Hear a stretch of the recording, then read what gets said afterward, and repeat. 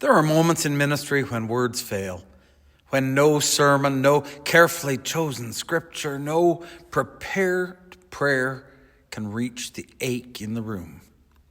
In those moments, all that's left is presence. I remember one Sunday early in my time with a particular congregation, standing in the pulpit and realizing I wasn't preaching to people who needed answers. I was preaching to people who needed witness. People whose pain had never been named, whose grief had been quietly folded into the very corners of that parish church, and whose stories were too sacred to be spoken out loud. I saw it in their eyes week after week.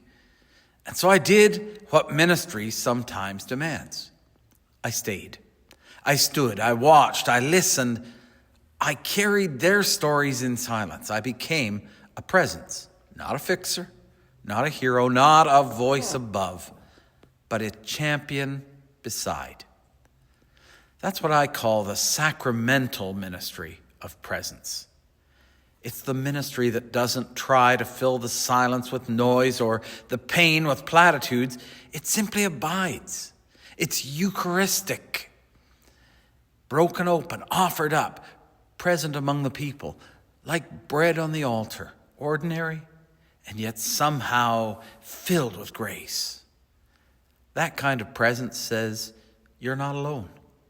I will not look away. Your story is safe in the light of God. It's the ministry of showing up again and again, not to fix, but to honor, not to speak over the pain, but to hold space for healing to begin. And in time, that kind of presence makes a way, not through force, not through strategy, but through trust. Trust that the Spirit is already at work, and we're simply the ones who stay long enough to see it. As Christians, laity, deacons, priests, or even bishops, this is one of the most sacred things that we're ever called to do. To stay, to see, and to stand quietly in the pleasant presence where others turn away.